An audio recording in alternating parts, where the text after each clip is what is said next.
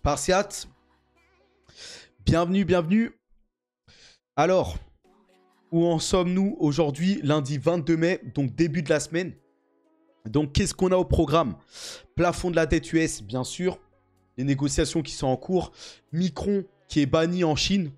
On va voir ça. Le discours de la Fed. Donc, il y a des membres de la Fed qui ont tenu un discours. En ce moment, il y en a même qui sont sortis là, il y a même pas 10-15 minutes là. J'ai noté ça, j'en ai pris quelques-unes. Et voilà, c'est tout ce qu'il y a voilà, pour cette semaine-là qui arrive. On en a eu aujourd'hui des discours, mais on va en avoir courant la semaine. Et donc voilà, ce qui intéresse principalement, bon, c'est le plafond de la dette. C'est ce qui inquiète le plus.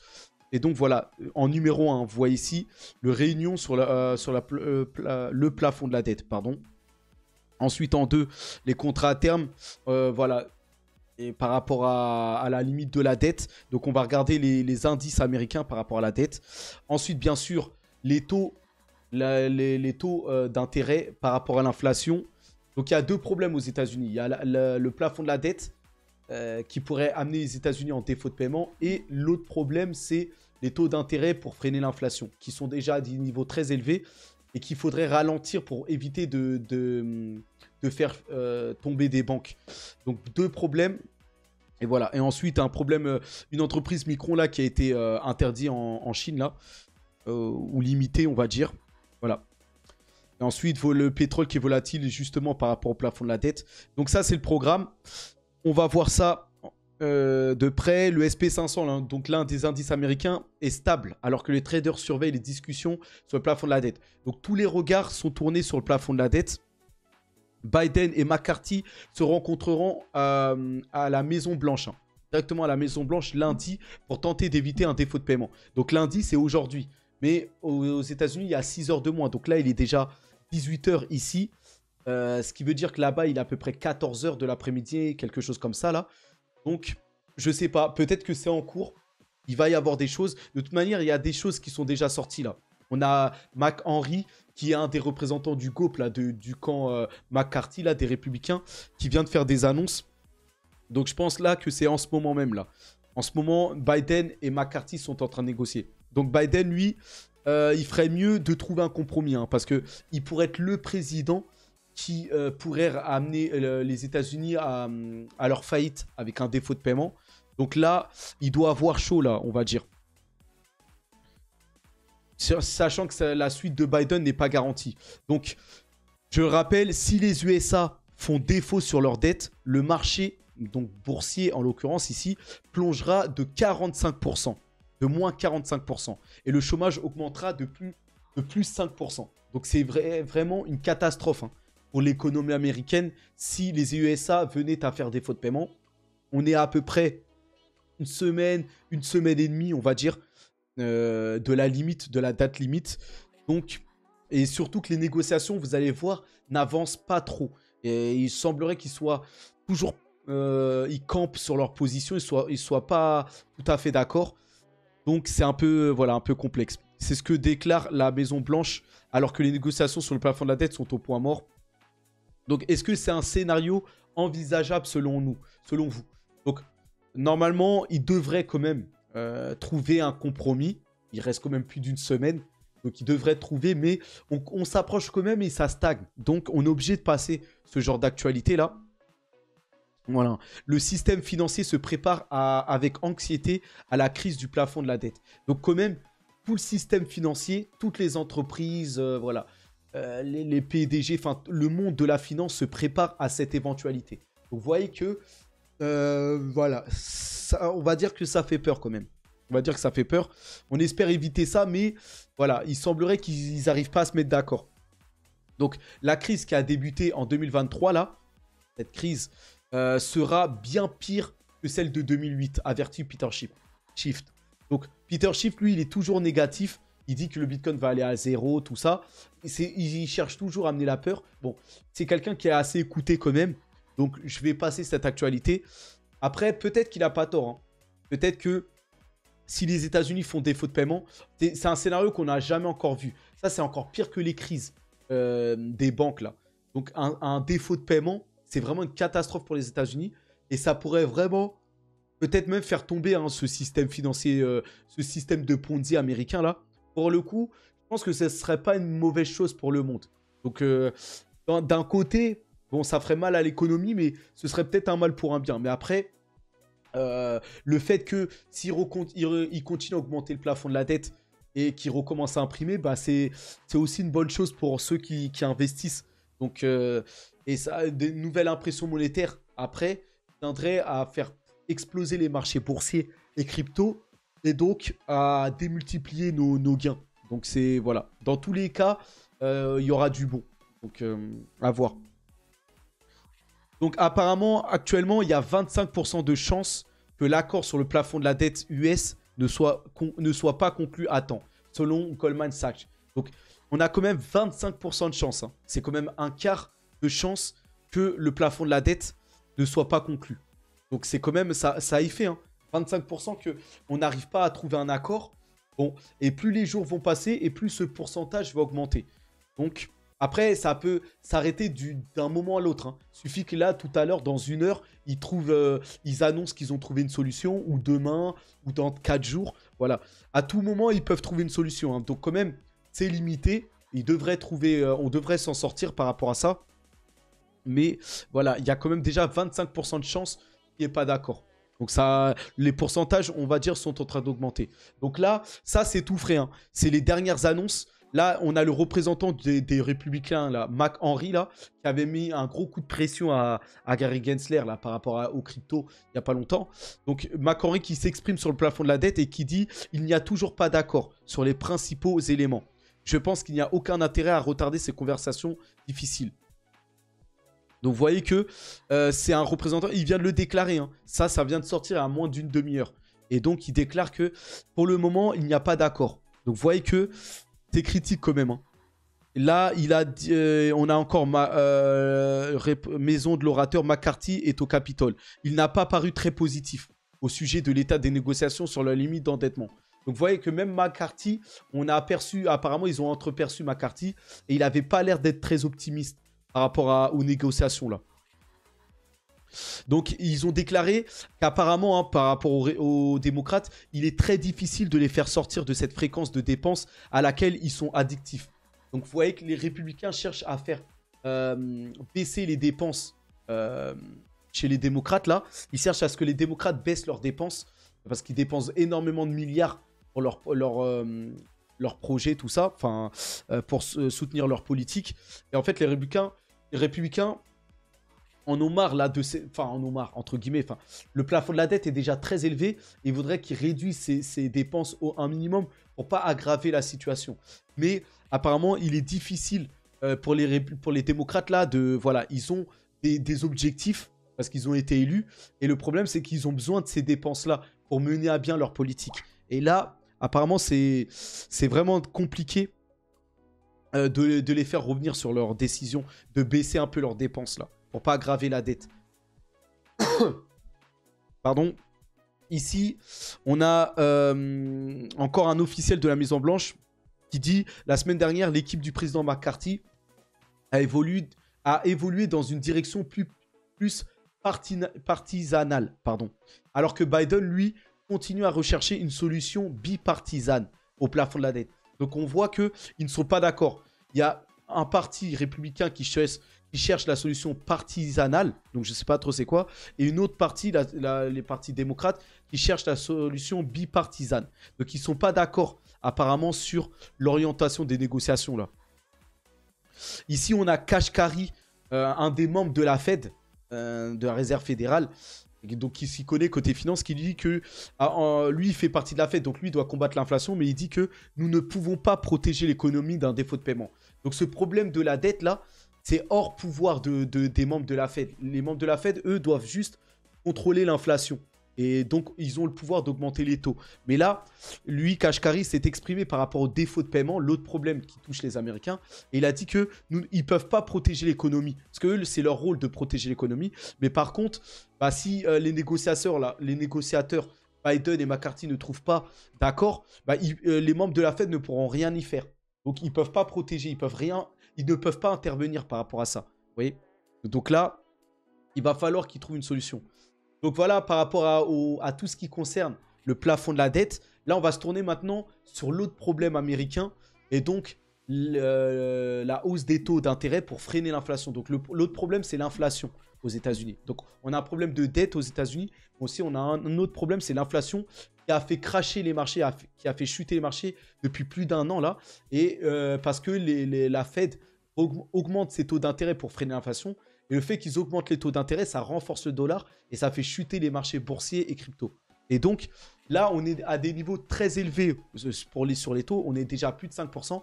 C'est des niveaux très élevés. Hein. Surtout au niveau là où les États-Unis sont endettés, ça fait très très mal aux acteurs bancaires, tout ça.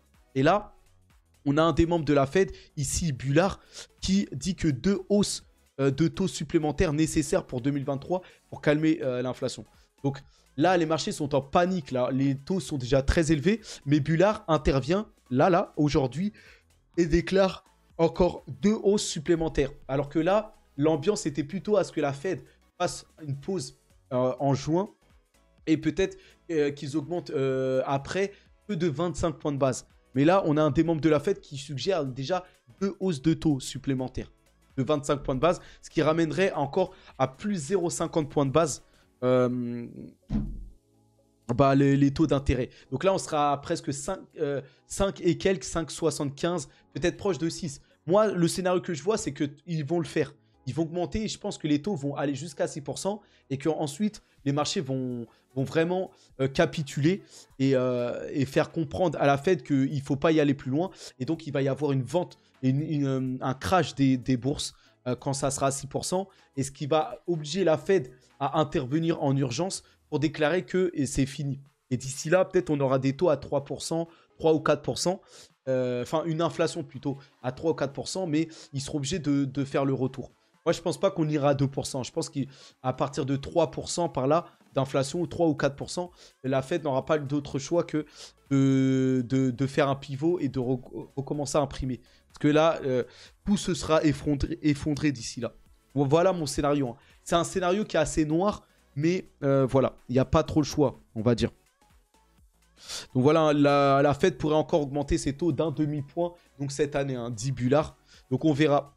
On verra s'ils le feront ou pas, mais 0,50 points de base en plus, c'est vraiment critique. Hein. Au niveau où on est là, avec toutes les banques qui sont en difficulté, ils jouent vraiment avec le feu à force de faire ça là.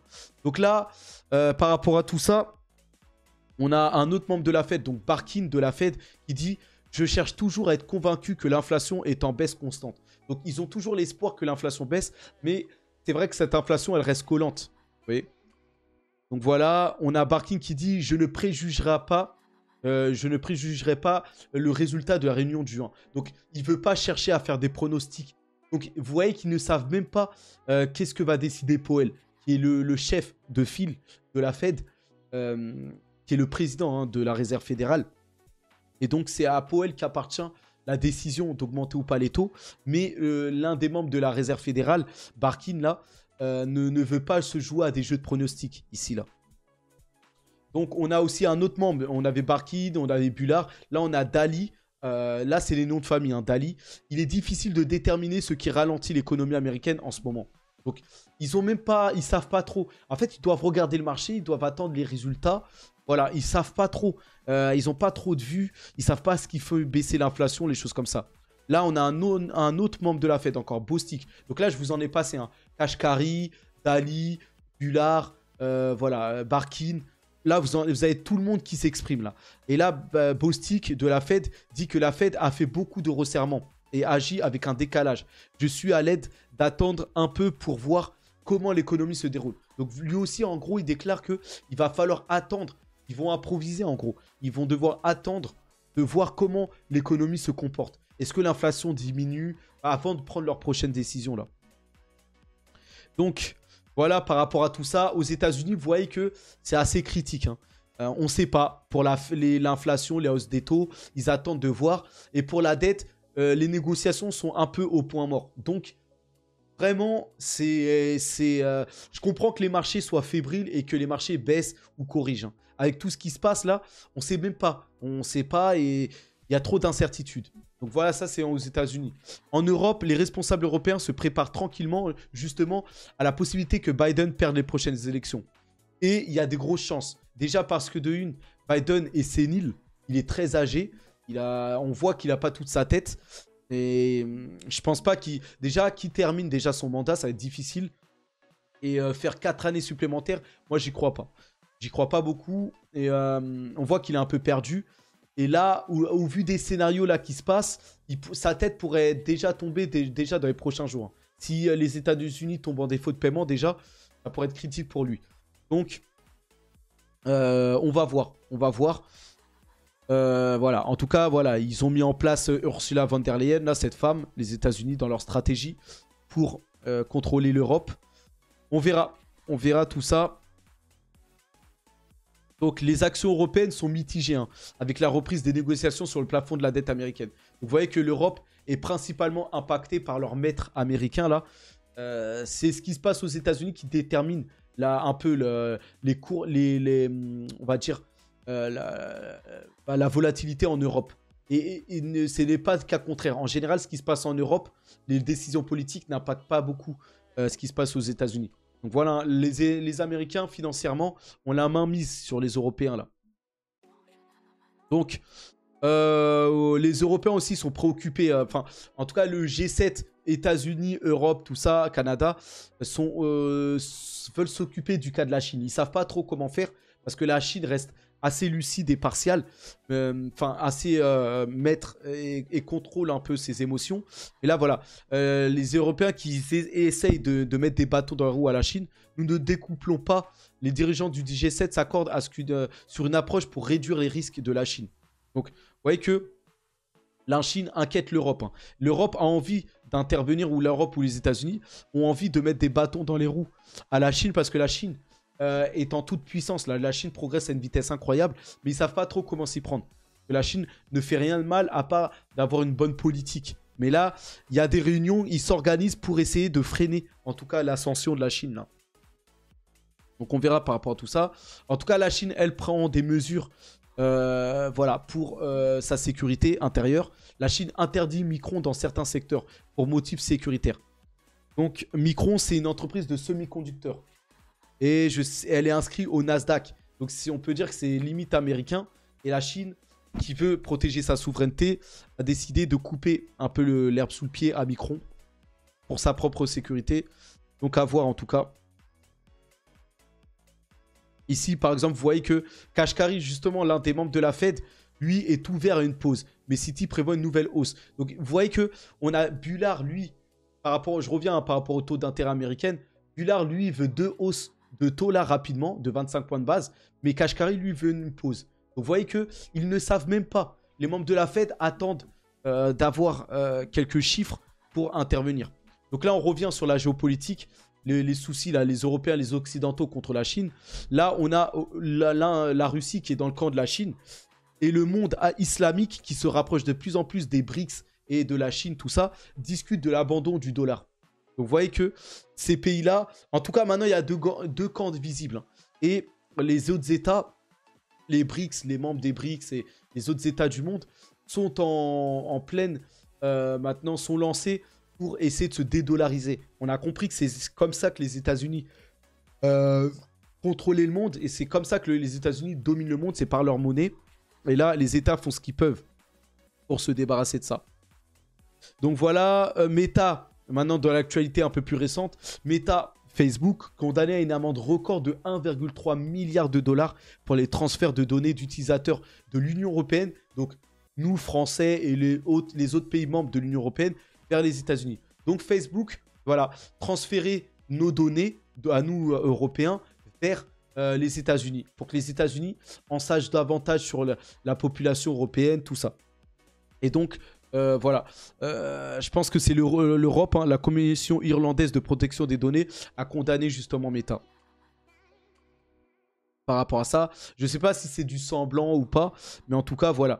Vous voyez qu'ils ont toutes nos données. Hein. Ils peuvent, voilà. Et c'est pour ça que la Chine n'autorise pas Facebook dans son territoire. Voilà, ça, c'est des vrais États souverains. Vous voyez ? Alors que nous, Européens, Français, on est totalement... On n'utilise que des applications américaines. On est complètement sur leur botte.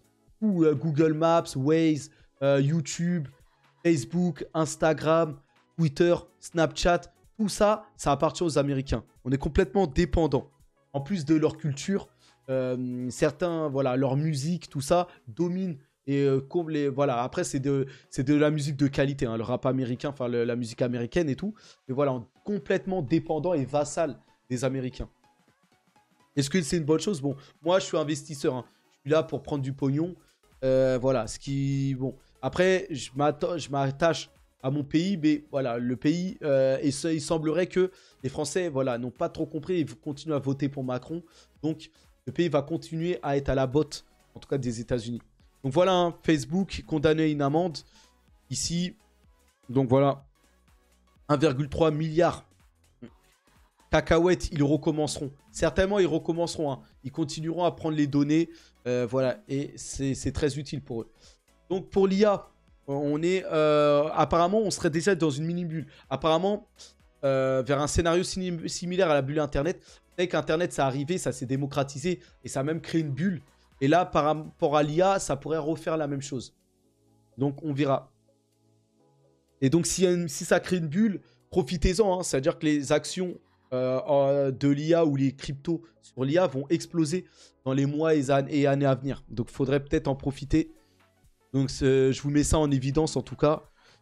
Donc, voilà, j'ai quasiment fini la vidéo. On est à combien? On est à 20 minutes déjà. Donc, Dubaï va créer le Bitcoin Tower, la première tour au monde à l'image du Bitcoin. Incroyable. Il s'agira d'un hôtel neutre en carbone qui récompensera ses clients via des programmes NFT et de yield farming sur la réservation des chambres. Donc incroyable. Hein. C'est pas ça. Hein. Ça, c'est une autre tour à Dubaï. C'est l'hôtel le plus cher du monde. Je sais plus comment ça s'appelle. Mais voilà. En tout cas, voilà une tour Bitcoin, ce serait incroyable. Dubaï annonce son intention de construire la première Bitcoin Tower au monde. Un imposant hôtel de 40 étages qui sera le pont entre l'immobilier numérique et l'immobilier physique. Bitcoin Tower sera également le point de départ pour tous ceux qui souhaitent en apprendre davantage sur les crypto-monnaies. Donc voilà, une vraie tour liée spéciale crypto et Bitcoin, pas mal. Incroyable. Donc... Pour finir, concernant le Bitcoin, on va regarder un peu les prix. Vous voyez là, on est dans une zone ici où on est proche de casser soit la hausse, soit la baisse. Tout dépend de la macroéconomie, ce qui va se passer sur les négociations du plafond de la dette ou les taux d'intérêt, tout ça. Mais on sent que on n'est pas loin de quelque chose. Ça va bouger. Ça va bouger. Regardez bien cette image. Quand on regarde cette image, regardez ce qui s'était passé entre 2014 et 2016. Et là, on a à peu près le même scénario en bas entre 2023 et... enfin, là, c'est entre 2021 et 2023.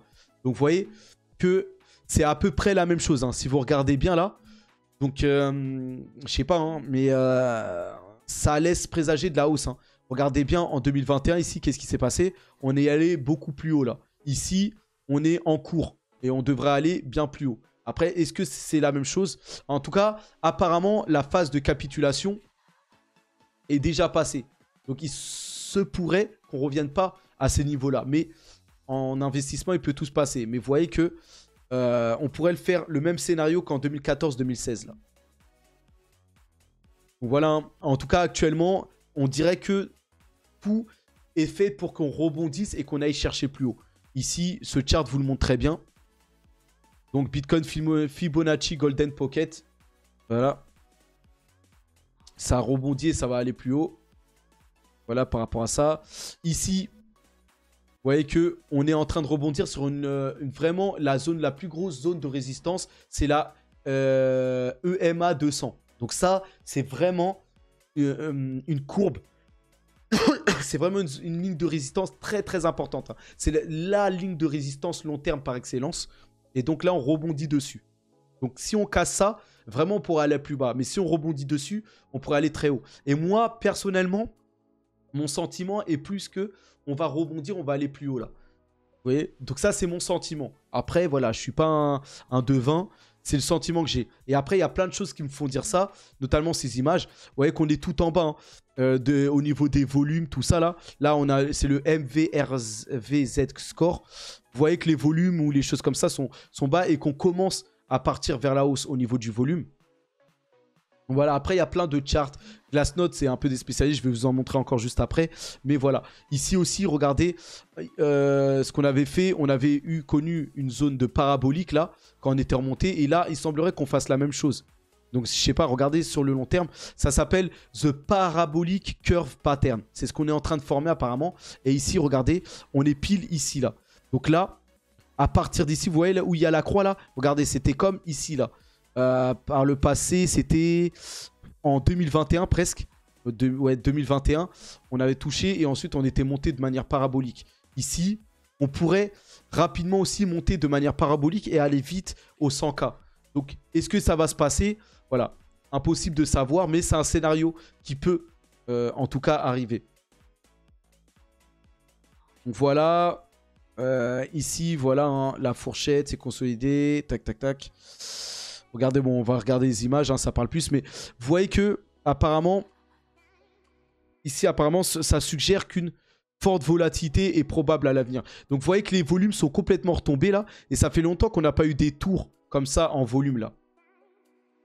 Et là, regardez, si on regarde le dernier volume, il était, ouais, quand même au début de l'année, là, avant avril, mais là, on est bien redescendu, et là, on attend d'autres pics à venir, là. Donc là, on est tout en bas au niveau des volumes, là.